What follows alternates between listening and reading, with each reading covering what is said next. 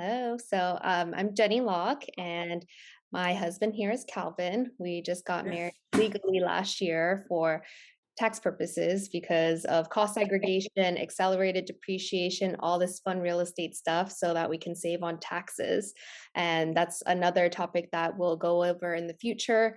But I'm a real estate agent here, investor in the Bay Area. Was formerly in tech. We met at Oracle at the gym, and was a 30 under 30 National Association of Realtors, sold over 300 plus units of real estate in the last couple of years, and founded Zencoast Homes and also co-founded Zencoast University with Calvin.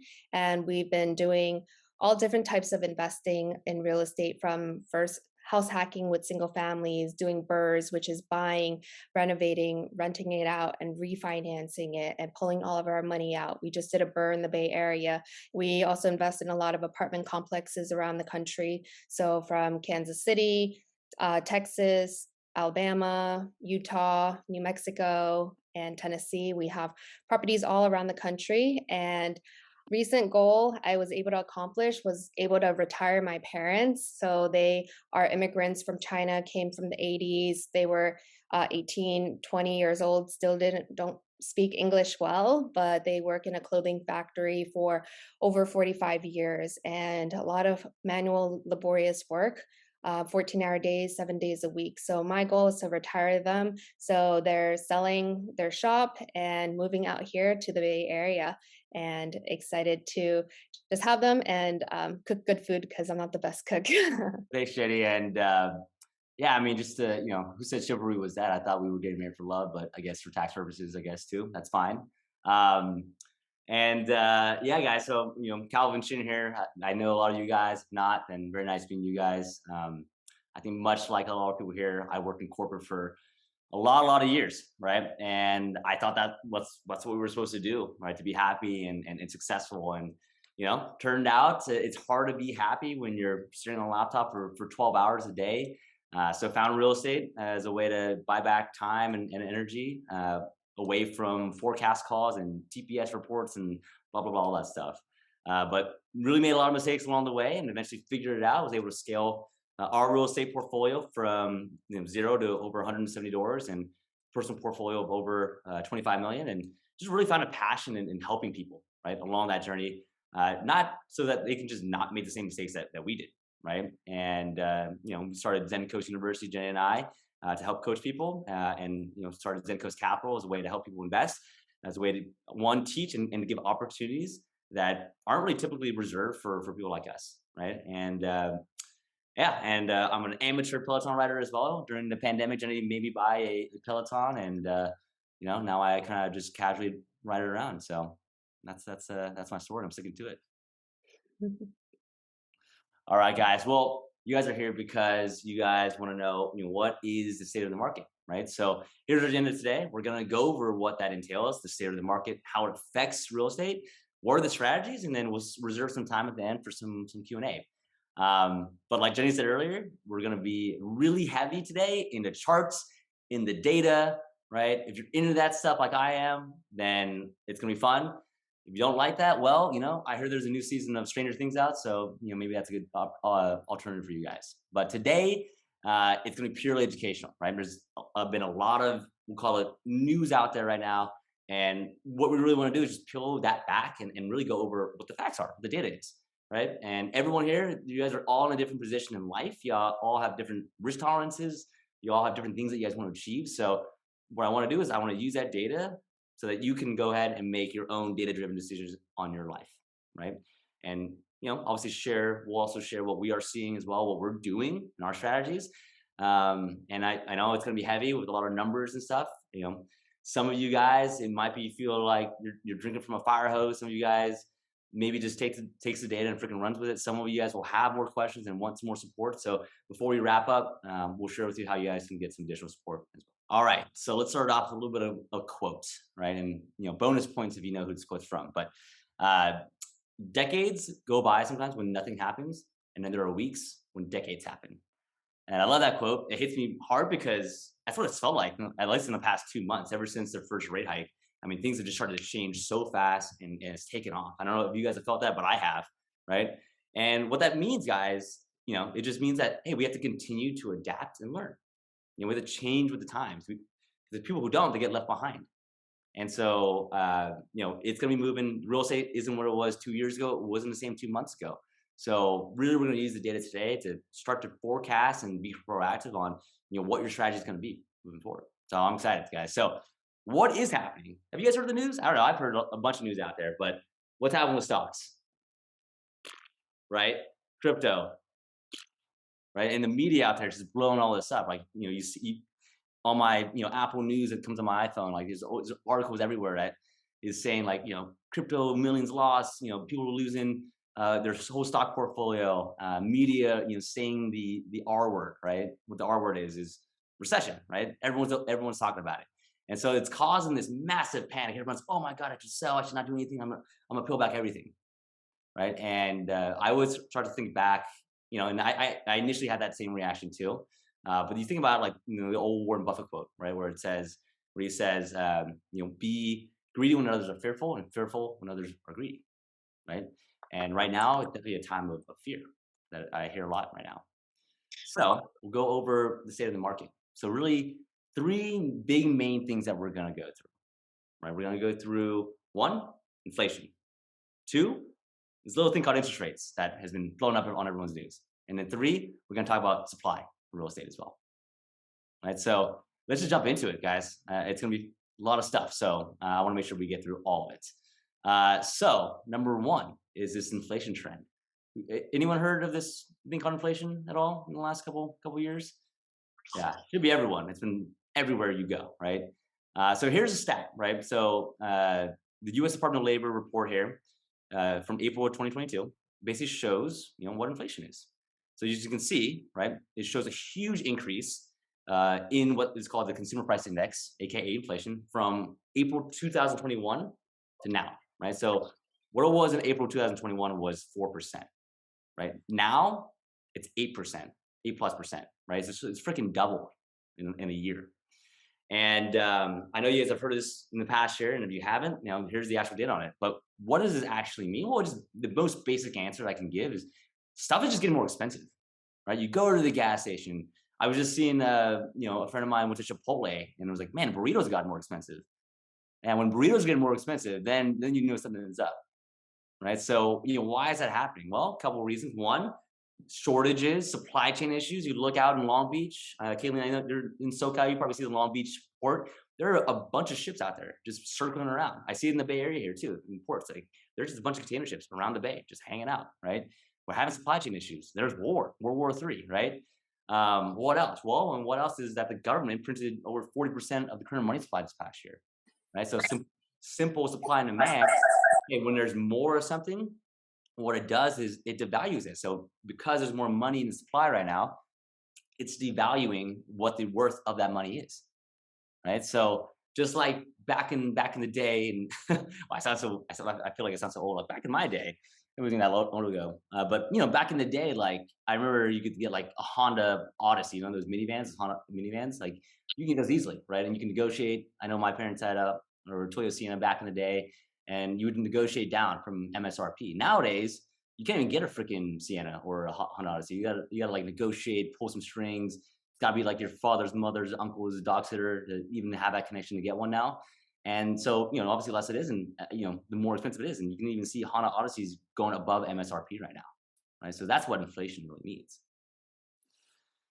But let's peel that back even deeper, right? So, you see the articles, I see the headlines all the time. Inflation's hit 8%. Oh my God, that's crazy. Well, let's unpack that.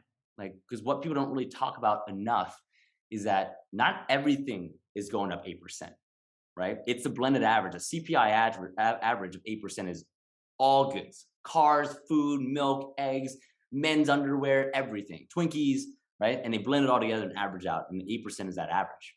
But let's dive deeper into, okay, well, what are the goods and things that are actually going up more than others, right? So I know most of all of you guys have been affected in some capacity, and I love, before you guys jump in, I love just hearing obscure stories. So let me know, like the Chipotle story, like who has seen some stuff go up in price that is so unique and so different. But here are the things that I think are really actually good data points to say, hey, what is going up, right? So the essentials, like things like food, butter, huge 21% jump. Citrus fruits like oranges and stuff, 18% jump. Milk, 15% jump year over year. Gas, everyone knows that one, 44%. We live in California too. I think I saw one for like $8.20 a gallon. And I was like, holy crap, that's nuts. And then there's non-essential stuff, right? So non-essential stuff like TVs, it only went up 5.8%. Jewelry only went up 0.5%.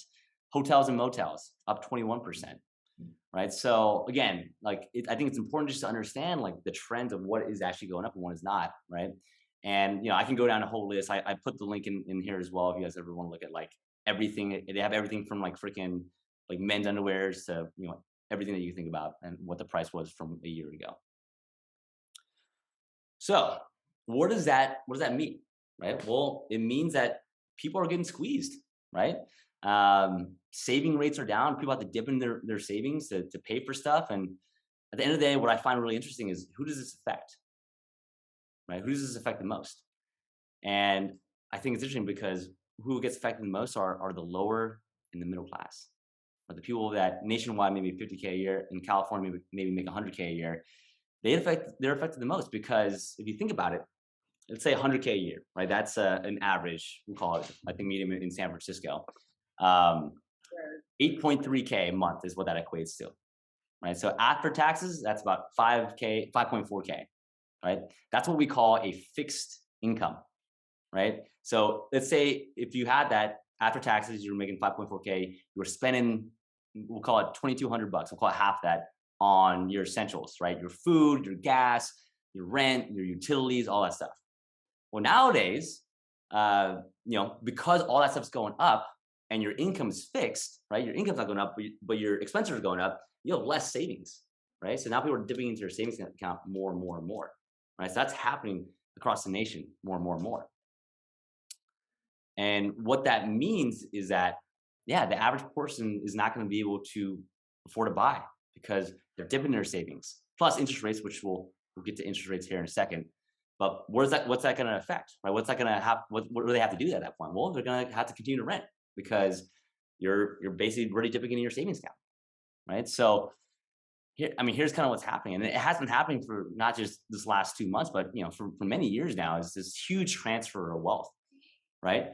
But again, like it's been going on for the last 2 years, but even right now, it's becoming more exaggerated in today's market.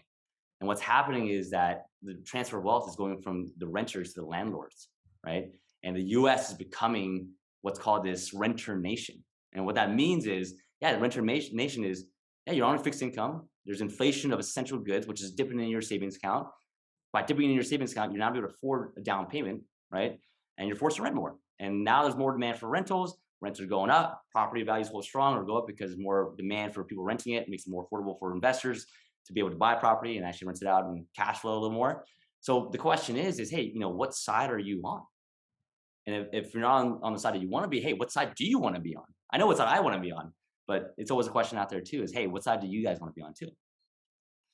And so in these inflationary periods, what kind of assets you want to be in, right? And, for the most part, the government doesn't want any part of inflation. They definitely don't want inflation of essential goods, right? But they do want hard assets to go up still, right? So the common misconception is, government wants to limit, the amount that my house is worth. No, they want that to go up too, right? But what they don't want is essential goods and stuff, food, gas, all stuff to go up with it because that affects everyone, right? So, what should you go in? Hard assets versus paper assets. Hard assets meaning things like gold, things like real estate, things are physical. Paper assets, there's like stocks, cryptocurrency, they don't perform as well in times of inflationary periods. So when you go back to just simple economics, right, of supply and demand, right? And I remember learning about supply and demand in college, and my friends used to make fun of me all the time because that's all I did was like talk about supply and demand. But now it's so relevant in life, right? Because now that there's more supply money, there's a lot of it, it makes hard assets more valuable because it devalues the dollar. When there's a devalued dollar, what that means is it just takes more to buy that same asset. So thus, hard assets go up in value. Not even by like value adding and by doing any kind of construction or anything like that, but just because simply there's just more money in the money supply and it's the value. And that's it. And I'll go over some numbers here in a second here, but just want to take a break. Jenny, do you want to add anything to the whole inflationary period side? I mentioned in the chat, but sriracha is not even making sriracha anymore, and it's we're seeing a lot of just like delays in shipment, and it's affecting our food supply. But I know you love sriracha, so and Oh, just to iterate, I put in the chat, but BlackRock, we're seeing like a lot of companies like JP Morgan, all these other companies are trying to buy up a lot of properties across the nation. And we've even gotten unsolicited offers on our properties from these large corporations, and they are buying up for the long term. And we're going to turn back more into a landlord state. So it's like landlord nation. So it's like for us to like be able to get a piece of that pie, or else everyone else is going to own, or these large conglomerates are going to own everything. yeah, and it's crazy. I mean, they're obviously, there are a lot of smart guys in BlackRock and whatnot, and you know, their strategy is, hey, they see runway in real estate, and they're buying it and gobbling everything up. And I know I talked to real estate agents across the nation. They're like, yeah, they'll buy anything 20% above, right? They don't care. It doesn't even need a cash flow. They'll just buy it, right? Because they understand that there's not a lot of supply in houses right now, and we'll show that with some data here too. So what is this whole, what is Calvin talking about? What does this actually mean for real estate? All right, get to it, guy. So what this is, guys, is it's a hedge against inflation, right? When you want to hedge against inflation, you want to buy hard assets, right? So to be able to hedge against inflation, even at a 5% interest rate, right? You should leverage, right? Leverage even at a 5% interest rate, because that 5% interest rate is going to feel like 4% next year and 3% next year because of the devalue of the dollar, right? So like that former slide I just talked about, hard assets appreciate during inflationary times. Right now, too, I mean, I've heard this a lot on some podcasts too. It's like, oh, people are like, oh, no, don't worry. Like, government will just print more money our way out of a recession. And so, I've heard a lot of this online. And to be honest, this is something that I don't believe, right? Right now, like, I think that they used to have that button, that printing machine button all the time, but they've printed so much money now that there's just too much. And that's what's, causing this inflation too. So this time around, like, I don't actually think they're actually going to print more money, because it's going to cause the same thing to happen, right? More inflation. That's what they're trying to curb with higher interest rates. I'm not going to say they can't, but they shouldn't, at least, right? I don't run the government, but the government, they're seriously worried about inflation. They basically use that trick in the last two recessions, we call it 2020 and 2009, right, to print their way out of bad times, and now it's starting to come back to them. But this time around, they didn't have inflation at 8%, and if they turn that back on, what happens, right? Supply money goes back up, right? And as a real estate investor, I'd love that, right? Because it's going to make my real estate worth more again. But it's gonna continue to drive up goods too. And why they're trying to do all this stuff too, interest rates, inflation, and trying to create demand destruction, right? And we've seen this already, where listings are on market wars, more listings in general, right? Because people are scared. They're like, oh my God, interest rates are going up, and they're going to keep on going up. So I'm actually going to peel back. They're out of bullets. So what's left for them to do, right? Well, what's left for them to do is just basically threaten with massive rates increases, right? It's the only trick they have left.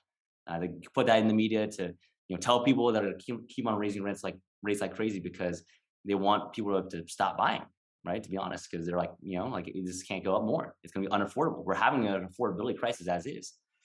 So I always say, hey guys, instead of thinking like a sheep and going in with a herd, like, think about this. Let's flip that mindset from panic to, all right, well, is there less competition out right now? Yeah, there is. This is the least competition I've seen in years. Where brokers are even just sending me unsolicited LOIs. They're like, hey, Calvin, I think this would be a great property for you. It's a good price. You want to do it, right? And so buy for that long term. Like, why not? I mean, in a 10-year period, you're going to be fine no matter what, right? Especially in inflationary times, your property is going to be worth more. You can see that over here with this decade by decade median home value chart, right? This is what inflation does, guys. I mean, you can look at over here, you can see, every decade, the starting point of a median home value and what it is at the end of the decade. So 1940 to 1949 went from, it's just crazy to even see these numbers in the 40s that you can buy a house for $3,000. Like, that's crazy. It's like not even close to, you can't even buy a house at closing costs. You can't even closing costs for that money nowadays. But anyways, it went from $3,000 to $7,000, right? In the 50s, it went from $7,300 to an average of $12K. In the 60s, about $12K to $23K. In the 70s, $23K to $64K. In the 80s, $64 to $124, right? So again, like every decade, as you can see, the ending median value has just gone up in real estate. Even when there's recessions, and you can see it here in this chart, all the gray areas here. That's times of recession. Now, yeah, does it go down during a recession? Yeah, it probably does, right? But if you look at the decades, they always end up more. So if you're buying for the long run, right, then you're going to know that you're going to be making money at the end of the day, right? So looking at just these stats. Now, um, you know, one caveat that I will say, right, is that it's say home prices go up 10%, right? But inflation's 8%. Truly, your only return there is actually 2%, right? Because 8% is eating away from inflation. Now, it doesn't sound sexy anymore, but the alternative is you have cash and inflation just eats you away at 8%. So what's your alternative, right? So then at that point, if you just stay in cash or whatever, and you let inflation just eat away at it, 8%, then you've lost 8% of buying power.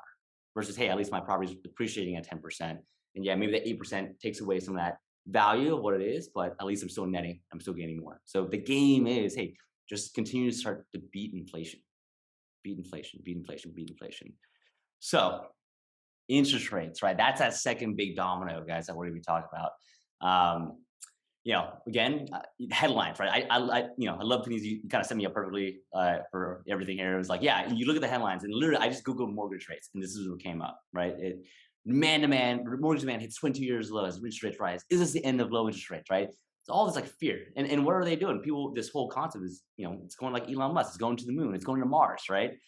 And so again, all right, cool. Let's take a breath, guys. Whew. Let's look at the data. All right, let's look at it. So what's happening right now? Yes. So interest rates have been going up and are going up, right? Are they going to continue to go up? Well, they're probably not stopping anytime soon, right? They're meeting again in June.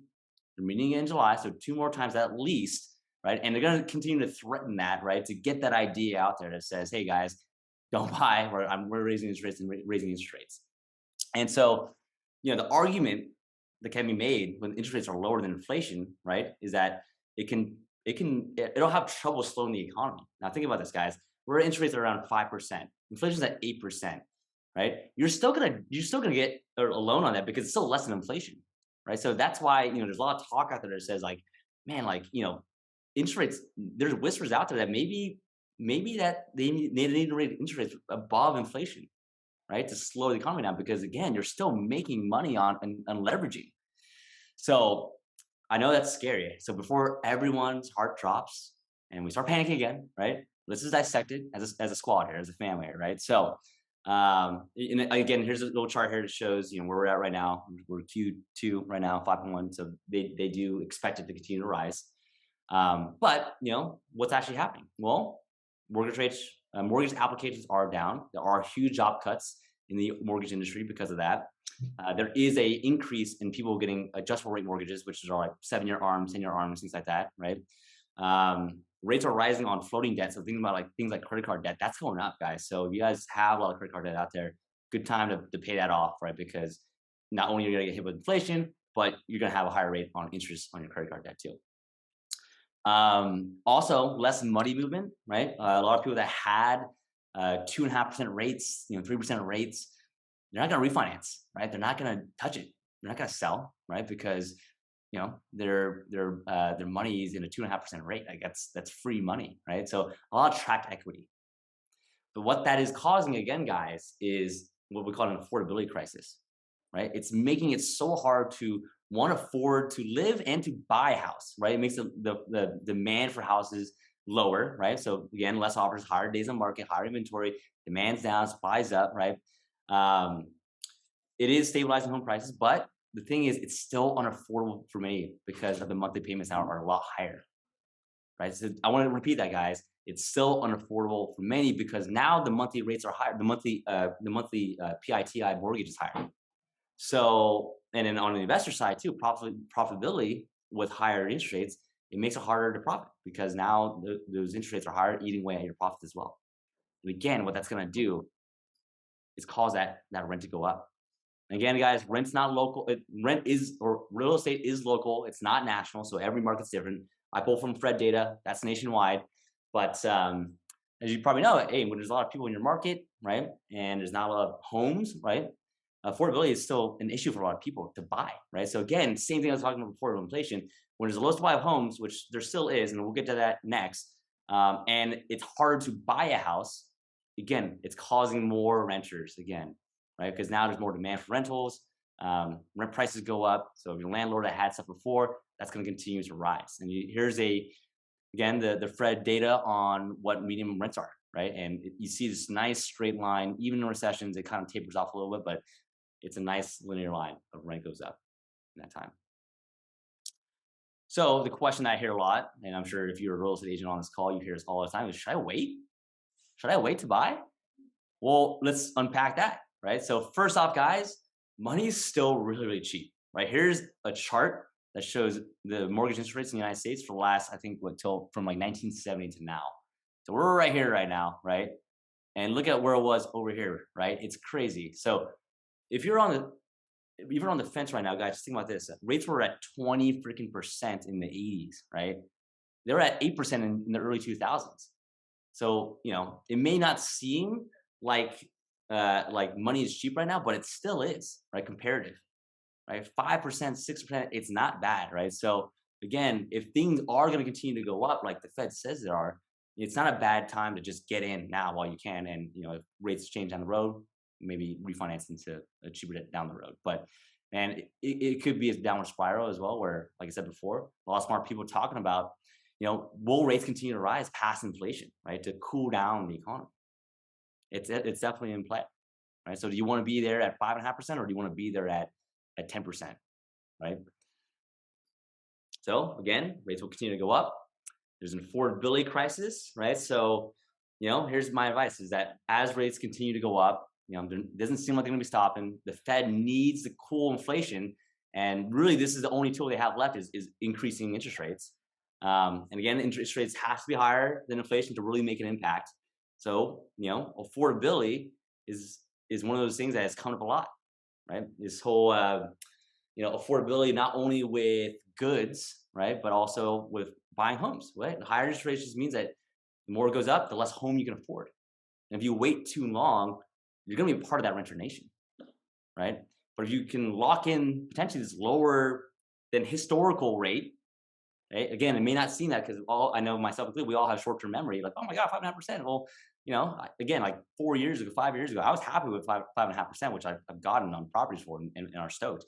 But that short-term memory of mine is like, oh my God, it's going up like crazy. It's going up so fast. And so if you can lock in this relatively lower than historic rate for the long term, great.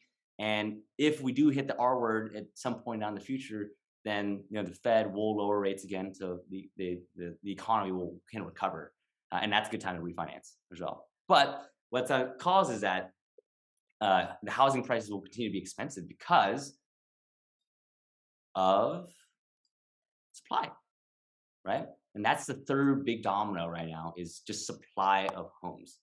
Again, guys, real estate is local, right? So, I'm talking general picture, macro economics here, but the supply of homes obviously plays a big, big, big part in all of this, right? What caused a huge run of real estate, in the last 5 years, we'll call it, 10 years, you can call it, was that there just wasn't enough homes out there for the demand. Now, demand obviously will be tempered because of interest rates, but that hasn't changed the amount of homes even available, right? So let's unpack this, guys. I have a graph here from Realtor.com for all the active listings out there from 2017 to now, right? So data point number one is that, yes, inventory of homes have increased for the first time since June of 2019, right? So that's the fact, right? Inventory has gone up since June of 2019. Number two data point is that inventory active listings are still down 48.5% compared to May of 2020. So again, guys, in other words, there are still only half as many homes available than there were in May of 2020. So yes, facts is there are more supply, but the other fact of that is that there's still only half the supply of what it was in May of 2020. That was in the pandemic too, like right in the beginning of the pandemic. And the crazier stat is number four, is that it's almost a third of the inventory of what it was in June of 2017. Right? So, what's happening from what I'm seeing at least, is that a lot of people are having this short-term memory thing of like, wow, like, oh my God, like headlines of news, it's going up, it's about to explode. But look at it in a bigger picture, the last 5-10 years, like, oh my God, like we're still in a huge supply deficit. There's been so much news out there, so much news out there, right? And I really just want to take this time just to show people data, right? Versus just reading the headline article and freaking out, right? And having that knee-jerk reaction because yes, you see that as a theme a lot for a lot of the data points that we have today are that yes, things are going up, but are they still historically low from 2017, 2018, 2019? Yeah, they are. So even if demand goes down, which it is going down, supply is still so freaking low. And that's coming up a little more too, right? Which is causing a little bit of a softening, but overall, still a huge deficit. So, okay, cool, Calvin, there's a shortage of homes. Well, simple solutions. Why don't we build more? Yeah, that's a great idea. We should go build more, right? But remember, remember that inflation thing that we talked about before? Yeah, that still exists, right? So the cost of building something is still expensive. Labor is hard to find. I remember we were doing renovation on some of our apartment complexes in Kansas City. And I remember I used to pay, it started off like, I think 3 or 4 years ago, it was like $4,500 to turn a unit, laminate floors or LVP floors and all that stuff, right? Paint and all that stuff. And then last year, in November, it was about $7,500 to do a turn. I'm starting to do one right now and it's 14 grand now. But that same thing, right? Because material, labor, more expensive, right? So, that's why we haven't built. We just haven't built enough. The U.S. is short 5.24 million homes still, right? And the U.S. Census found that 12.3 million American households were formed in from January of 2012 to June of 2021, but just 7 million new single-family homes were built, right? So again, 12 million new households, families were created from 2012 to 2021, and only 7 million homes were created, right? Thus a deficit of 5.24 million homes still, right? And again, hey, people locked in that 2.5% rate, that 3%. I heard someone got a 1.99% rate the other day, and I was, holy crap, I want your banker. But yeah, those people are just not going to sell, right? So, unless something drastically changes here, we're going to be in a supply deficit for a while, right? And that's not changing much.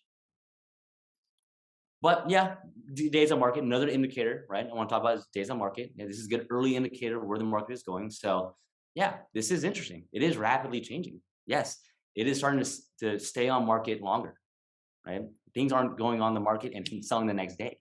I know it's crazy, like it sucks that they're not going the day after, but hey, guess what? We're just normalizing what it was years ago, right? Like the average was like 30 days back in the day, right? And the typical home spent 31 days on the market in May, which is almost a full week less than last year, right? And the shortest time in record since 2016. So yes, are days on market going up? Yes. Is it still way lower than averages in the past? Yeah, look at this, guys. Like, we're over here and it's still way lower than it was in even January of 2017. Right. So again, the knee-jerk reaction of the media and headlines coming out is absolutely starting to taper that a little bit. But historically, guys, we're normalizing, guys. We can't have, things, go off every day, 24 hours after. Like there was no way that was sustainable. Right. So what's happening right now, guys, they're just normalizing it back. Right, to what it was, what usual real estate was, 5-6 years ago. And guess what? Even 5-6 years ago, the real estate market was great. So again, what does that mean, right? So that short-term memory, but for me, not short-term. But I remember when I was underwriting deals, I would project out an appreciation of 3% growth back in the day, right? And if I was feeling lucky, I'd say 5% growth, right, and really juicing my IRR numbers. I've seen so many people bank on these huge appreciation gains these past years. Right? They got used to it. And so, here's a chart right here that just shows you kind of the forecast that people are saying, right? So again, we're in Q2 2022, right? And yeah, what's going to happen is going to taper off. Now, the cool thing about real estate is, not the cool thing, but I guess what this all means that, yeah, there's probably a correction coming. But a correction in real estate doesn't mean that prices are going to go down. It just means it's not going to appreciate as fast, right? So yes, people got so used to like, oh my God, I think in Austin, Texas, the tax assessed value doubled. It was 54% like last year from one year to year. That's insane. Like, that just doesn't happen. Like that's not something that's sustainable. That's not something that we should get used to. We all knew that party was going to end at some point, but people are all butthurt about it now. Like, oh man, like I wish I could still happen. But guess what? It just means that a correction is coming. So instead of you getting your 20% appreciation return year over year, maybe it's back down to 6, maybe it's back down to 4, maybe it's back down to 3. But guess what? You're still making money, right? So I just want to kind of throw that out there first. Yeah, and these are normal levels, guys. I mean, at the end of the day, remember, there's more than one way to make money in real estate, right? Appreciation is just one of them, right? You got depreciation for taxes, you have your equity pay down if you're renting it out, and you have your cash flow too. So I always say, guys, hey, where else are you gonna put your money right now? Real estate is just correcting back into normal levels of appreciation, but where else can you put your money right now, especially in an R-word recession that's gonna make money too. So we go to this, should you buy a house, right? And I'm looking at you here too, right? Well, the answer is it depends, right? Everyone here is in a different situation in life. Everyone here has different risk tolerances, different everything. So I put a super high level, right? Don't take this with a grain of salt. It's my opinion, right? But who shouldn't buy a house? Person who should understands that investing in hard assets are an inflation hedge. 2, you have cash reserves, right? So we say 36 months of cash reserves of what your mortgage is always great to have. 3 is, if the property can sustain itself, and you stress test enough so that even in a worst case scenario, you're going to be okay with that. All right. And you're going to be survive. Right. So cash flow, guys, cash flow is important. Getting into longer term fixed loans, right? So even like the 7 to 10 year, arms, I think they're okay because that's a long time period, right, to do something, and something will happen in that 10-year period for sure. We're getting into, obviously, if you get a 3-year arm or 3-year AM, 4-year AMs, I've heard a lot too. In our commercial deals, we're doing a lot of 10-year fixed mortgages, which is pretty long for commercial deals. So we're trying to get in that, right? And we're trying to stay away from those bridge debt, right? That at 2 years they reassess and give you a new rate. Like, I don't want to do that. That's a little more risky right now because you don't know where it's going to be in 2 years, right? And just 5th is the person that should buy real estate is they understand that real estate is a long-term investment, right? Like, you go back to our inflation slide where see every decade it's worth more. Every decade it's worth more. Every decade is worth more, especially with inflation, right? So that's who should. Who shouldn't buy real estate right now? Well, someone that was already financially tight to buy already, right? If you're like, you're down to your last dollar to buy a property, you probably shouldn't do it, right? Like, that's just simple economics. Recessionary times or not, high interest times or not, you just shouldn't buy real estate in general if you're putting yourself that tight. 2 is you don't have the proper cash reserves, right? Like, the last thing I want anyone on this call to do is get into real estate, not have enough cash reserves and lose it, right? 3 is they think that they buy non-cash flowing deals. They're banking on appreciation. Hey, the sound principles of real estate is go for cash flow, guys. Like, if you get appreciation, that's a cherry on top. That's awesome, but don't bank on it.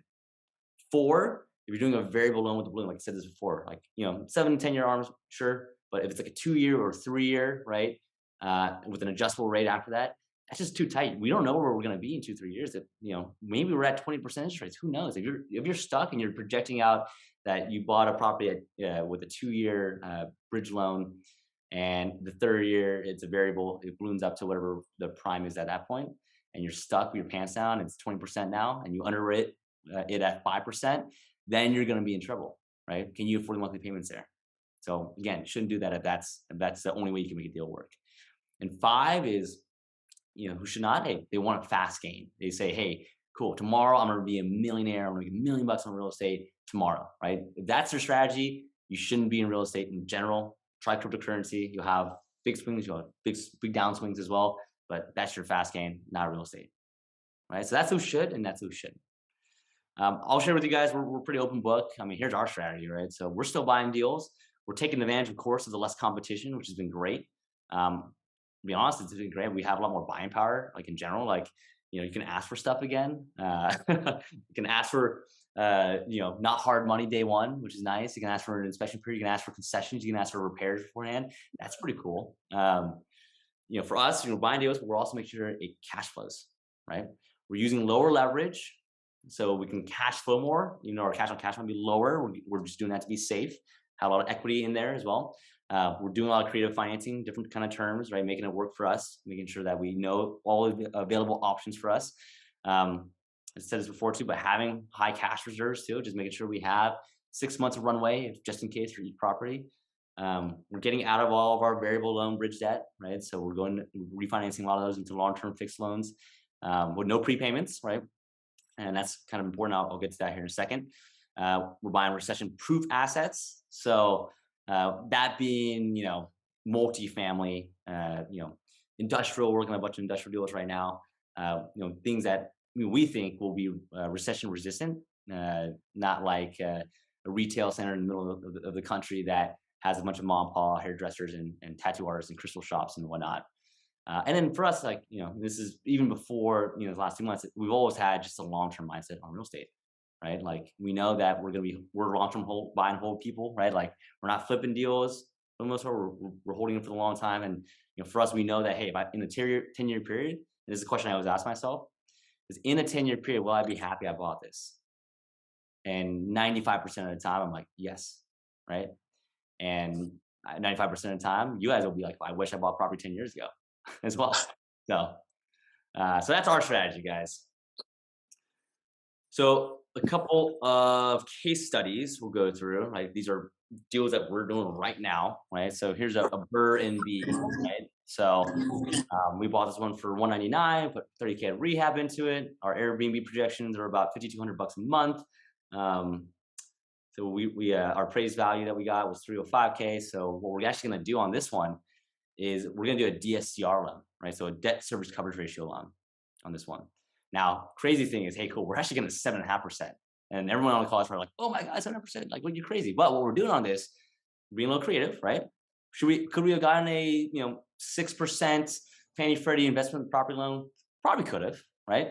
We're actually going to do this. We're going to 7.5% interest only on a 40-year amortization schedule, right? And because like this deal for me is a cash flow deal, right?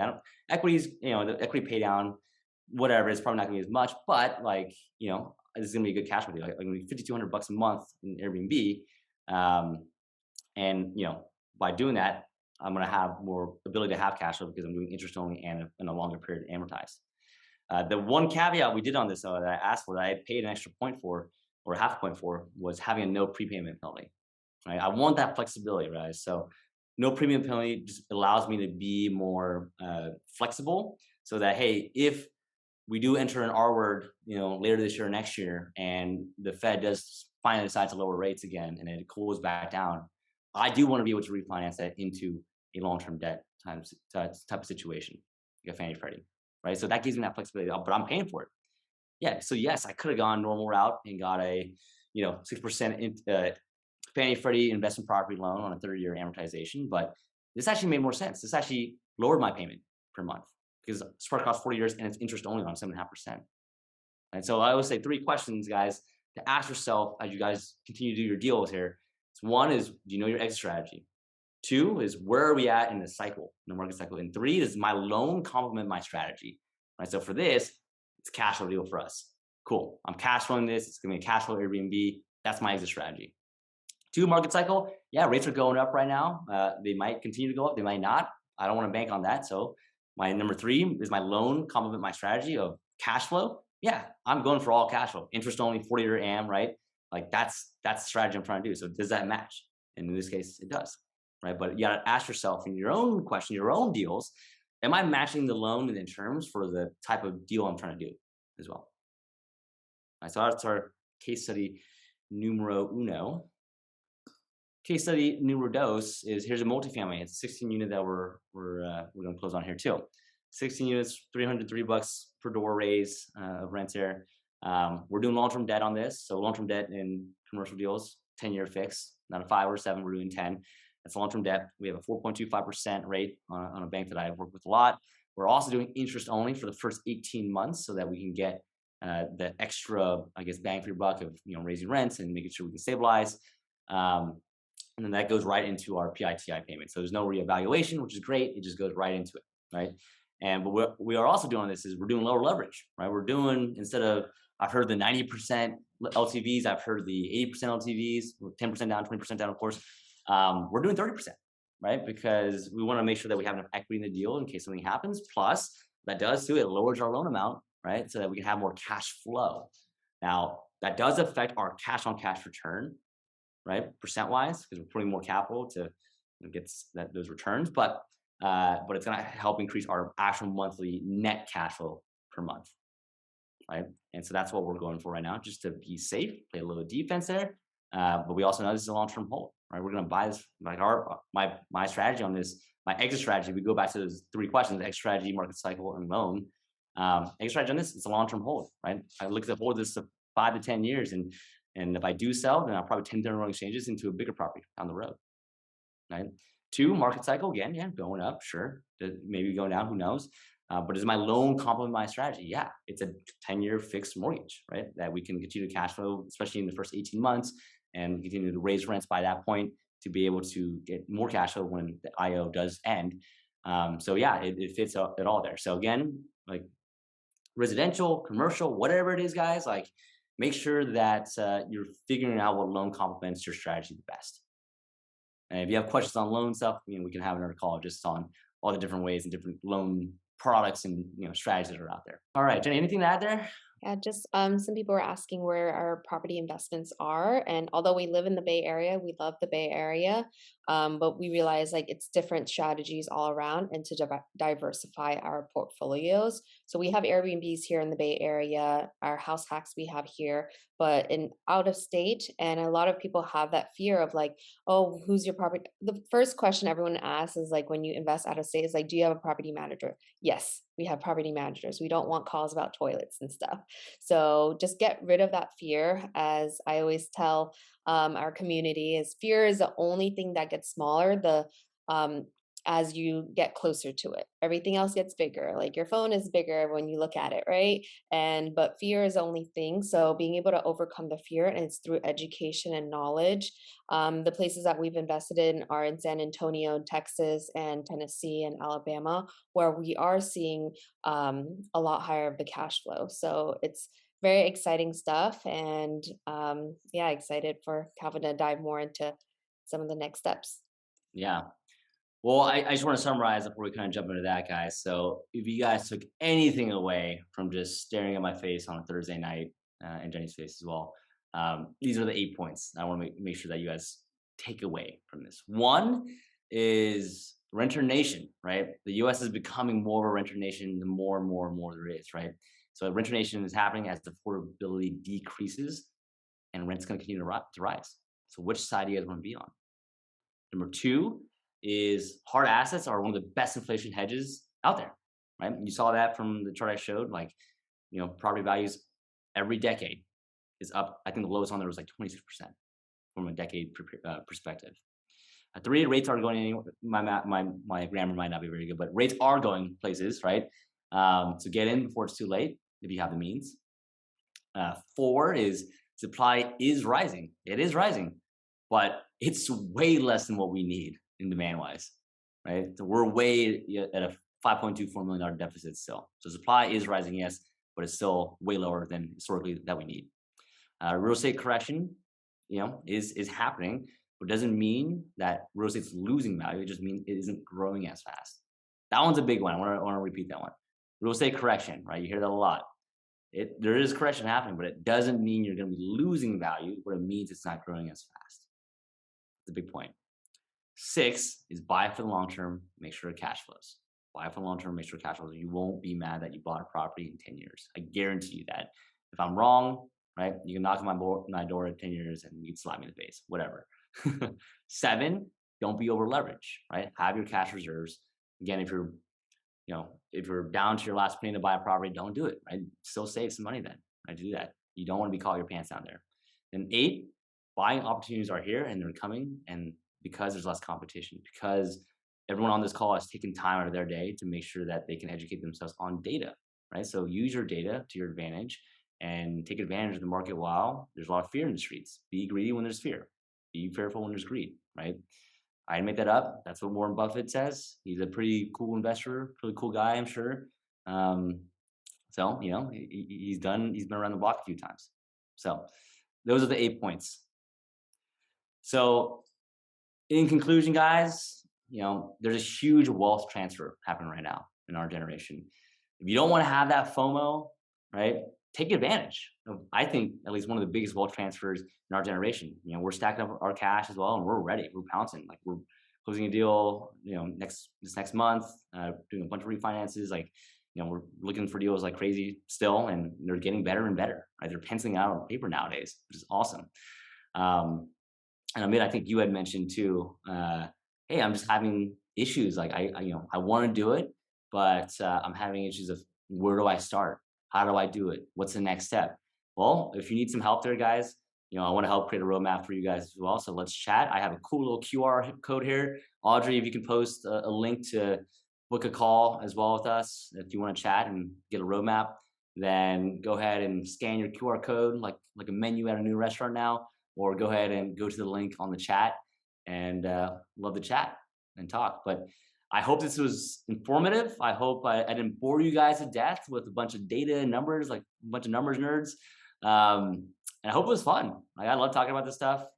Always happy to chat more with you guys and help you guys in your journey, because for me at least, I wish there was something like this that helped us along our way as well. I wouldn't have made, or we, Jenny and I, wouldn't have made so many mistakes along the way.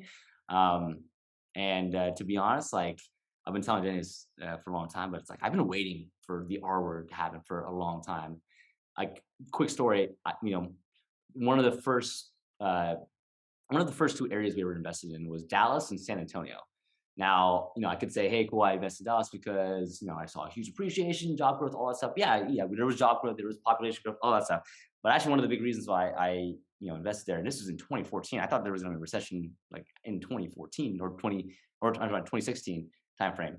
And why I bought there though is because in times of recession, the median home prices of those homes in Dallas and San Antonio, it stayed flat. I think in San Antonio was like negative 0.08% of the median home price during a recession. So it just stayed flat, right? And so we've been waiting ever since then. Like, I thought there was going to be a recession back then, and we've been waiting, to take advantage of those times, because that's when a lot of wealth is created. A lot of wealth is created during those times of fear, we'll call it. So that being said, I'm gonna stop talking. I feel like I've bored you guys all to death here. Happy to answer any questions. I see there's 54 chats that I have not read yet, but yeah, happy to answer them away. So I have a quick question. Do you guys do, you don't have to answer it, maybe it's private, I don't really know, but do you guys do LLCs for each of the properties in case there's an issue or whatever? yeah, so it's a great question. So I'm gonna give you an answer, and you're not gonna like it, but I'm gonna say it depends, right? So it depends. If it's like your first property, is your very first property, you don't need an LLC. I think that's the biggest mistake that people make. I mean, we made that same mistake. We actually created an LLC before we had any properties because we thought we were gonna be cool, right? Paid $1,000, got the business card. We're like, we're business owners, we're real estate investors, but we don't have any real estate yet, right? And I think you can get an umbrella policy, cost cheaper and cost you a lot less. I can give you the same amount of protections. Now, as you continue to grow, yes, and nowadays we do, right? So Lita, like, for example, every apartment complex we have, I have an LLC for that, like just that, right? And from some of our properties in Texas, I have like maybe three single family homes in one, right? So just to kind of limit the liability you can have. So I hope that answered your question. Yeah, that makes sense. Yeah. Anthony, I see your hand. So what's up, bro? How you doing, man? Good seeing you. So, brother, it's been a while. I Good to see know. you too. Yeah. My question is, you earlier you had kind of like two columns, one with people should be investing and one that, where people should not be investing. Yeah. And one of the criteria for not investing is that you don't have enough cash on hand. So those kind of people, what can they do to kind of reach to the other side, or what things can they do to become landlords? Yeah. So, oh, Jenny, you're about to talk. Yeah, I can share my first story. And so when I first got into real estate investing, I was 22, 23 years old at that time. And what I leveraged was family home equity line of credit. And I didn't have much money to my name at all. I was broke, going to Vegas every other weekend to go party. And I'm still gonna go to Vegas for my birthday bachelorette for my 30th. But for that is like I talked to my parents and figure out they were sitting on so much equity on their house because they've built that and they got a home equity line of credit, which is an interest only product as well too. So very low rate. They had a $400,000 home equity line of credit, and they knew that real estate was a long-term investment as well too. So being able to have that buy-in from family members and friends, and we sometimes say OPM, but you have to be educated first to be able to make sure that you're leveraging and not losing other people's money. So I was already paying rent at that time. I was only paying at first $800 for a room, but then I even house hacked my room when I was renting for $400. I was like, I'm still paying for someone else's mortgage here. So I leveraged, talked to my parents, got that home equity line, got a mortgage, and rented out all the rooms, and that paid for the mortgage. But then I realized, like, okay, I'm not fronting any money, and that was able to appreciate and start growing from that way. But really educate yourself because it's about buying a good deal that makes sense. I could have bought like a nicer house, but like a smaller house in a better area. But I bought in a decent growing area where there was 4 bedrooms, 2 baths that I can rent out each of the rooms and cover the mortgage.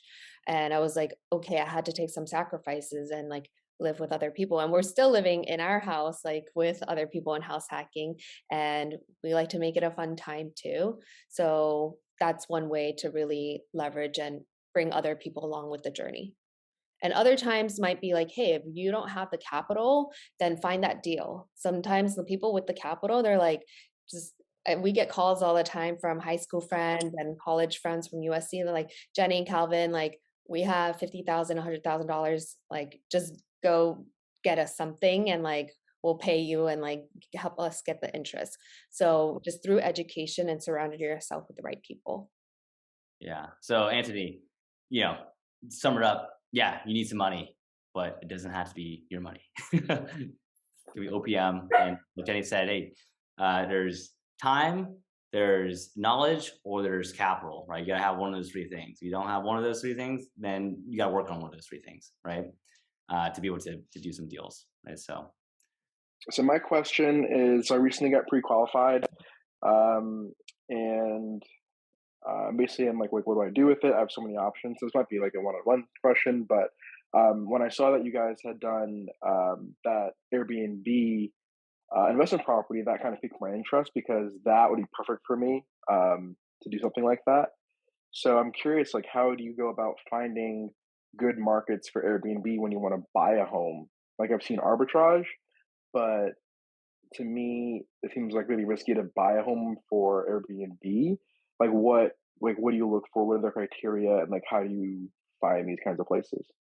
Yeah, it's a great question, talk. So I think a lot of people, if you go online on YouTube, people are like, all right, well, you want to buy where there's awesome attractions and a lot of events, blah blah blah. I'm actually gonna go the opposite, man. I'm gonna say actually what you want to do is look at the defense side first. I always try to buy at least Airbnbs as a long-term rental that can be Airbnbable because you always know at the back of the day you can go back in long-term rentals, right? And that's the safety net because you don't know, man. You just don't know what's gonna happen with Airbnbs. Like it's fantastic. It's the best yield you can get right now, right? But Jenny can tell you too, we Airbnb our property here in California, and we're making like $5,000 a month on 300 square feet, right? It's freaking awesome until it wasn't. Until the city said, hey, guy, here's a letter. You can't Airbnb anymore. We just changed the law. So go pound sand and you actually owe us tax and back dues. And that was a big gut punch of the day, that day, right? So I would say is you have that backup plan. And for us, it was actually traveling nurses. We're close to a lot of hospitals, so that actually helped out a lot, and we get $3,000 now instead of 5, right? So, I look at the opposite instead. Look at the defense side of it and say, all right, cool. Like, defense side does work as a long-term rental, right? If it does, great. Can I Airbnb it? Second checklist there, and then I go from there. Now, Okay, awesome, yeah. One thing, Toxic, I want to mention too. Sorry to cut you off there, but going back to the inflation slide, the CPI index. So because fuel is costing a lot of money, we've actually seen a big decline in some of our mountainous, you got to drive 3 hours away from the airport type of Airbnbs. We're actually seeing a lot better returns in our urban core ones because you don't have to drive as far to those. So that's small trend I'm seeing right now on Airbnb is that the mountain ones are actually having less demand because of gas prices, whereas the urban ones are actually doing fine. In fact, even doing better. Great, yeah, super helpful. I appreciate that. Absolutely. Ryan, what's up, man? But I was actually going to ask you a question. Some people had asked, do you put LLCs under every project? And I know that there is, everyone has their own strategy of doing those sort of things. But at what point for you, I mean, I don't know if like all of your level one research, if you guys are doing that in-house, or if you guys are actually having others do the research for you and kind of true up deals for you to go ahead and like further explore like your level 2, 3 research. Um, like, what is your guys' strategy with that? Is it you guys? If you're outsourcing, do you still keep it as LLC, or are you doing all of like all your R&D and like marketing and stuff, like maybe in an S corp? Or how are you going about just your entity structure as like your development company and education and things of that so, like all of that? Yeah, that's a loaded question, man. So okay, so I'll try to break it down as easy as possible here. So S corp on the Zenco's capital side, right? And that's kind of the investing arm for us. So yeah, so basically I'll use that kind of income from there to pay for VAs or whatever to generate leads, software programs, things like that. And then properties are all in LLC, right? So nowadays for us, like we put each property in LLC. And kind of how I look at it is actually more about like how much equity is in each LLC, right? Obviously, the apartment complex is going to have a lot of equity, so we put those in each one. Some of the single families, they don't have as much, so maybe we'll put a couple in one of them just to kind of segregate. Like, all right, I have $500,000 in equity in this one, $500,000 over here, right? I'm going to make sure that I segregate that one so it doesn't hit the other, $500,000 here, right? So, I don't know that answered your question. I think you had like 5 questions in that question, so Yeah, it was like, I definitely a covered that loaded question. Yeah, they definitely answered my question. I mean, you pretty much utilize the S corp for everything and anything that may be outside of like the actual asset investment itself. Right. But then you pay yourself, right, from the LLC, right? Right. So And do you guys do all of your, are you and your wife doing all of the like research in terms of like looking at the market and like looking at different comps, or do you have someone doing that first layer and then yeah, feeding so it for to the you most guys? part, like for the most part, we still do that. Where I mean, for me, I like try to do where, and it's funny that you bring that up. It's something that we're working on right now. But typically, I'll get like a deal in my inbox. I'll do like a quick like evaluation on my phone, like literally on my phone calculator, and say, all right, this is like even come close to something that I would do, right? And if it doesn't, then I just move on with my life. If it does, then I'm like, all right, cool. Then it's worth a second look here and tear it out. Tier 2, like you mentioned, and level 2, like you said, we are trying to build out, and Audrey here, one of my VAs is helping me with that. I'm trying to build out a template to say, all right, every deal that we come in, look at it, it has to meet these criterias. If it doesn't, toss. If it does, send it to my inbox, then I'll look at it that way. So that's kind of the next tier for us. Awesome. Can't wait for that. Yeah, absolutely. That's funny you mentioned. We're literally working on it right now. Cool. All right. Thank you. Who else, guys? Shannon, I see your question in there. So, buy box, right? So, great question. So, it depends what kind of asset type. So, B class multifamily, for example, we're looking at areas where the tract, like the neighborhood, is a medium home price of $40K and above. We want to have some kind of value add, at least $150 to $200 a door of value add on those. A C class asset still with the B class, we're looking at vintage 1990 and above on those. C class, we'll go down to like the 50s. And we want actually, the really trashed out ones that are like freaking fire damage and all that stuff that we can do a heavy renovation on. Like those are our 2 buy boxes there. Airbnb, we need the cash flow, 50% cash on cash.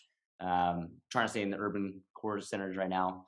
Yeah, I don't know if that answers your question, but yeah, that's our buy box right now. Is it possible that you can send me that? Because I have a group of about 2,000 women that I mentor and I work with independently, and they're all over the country. And my goal is to get them into their first deals, so I could have them begin to work. And I'm coaching them on wholesaling. So I would love for them to partake in this and send you guys some deals so that they can begin to create as well. Yeah, sounds like a plan. Hey, people who needs deals here, guys. Yeah. Yeah, a lot of people. All right. So yeah, absolutely, Shannon. Awesome. All right. Thank you so much. Of course. All right, y'all. Well, an amazing session tonight, guys. I hope it was valuable. Hope I didn't bore you guys to death with all my charts and numbers. But I appreciate all y'all spending your evening with me and Jenny. And I love you guys all. Appreciate you all. And please reach out if you guys have any questions, book a call. Always happy to talk and help out. So take care, everyone. Have a great night.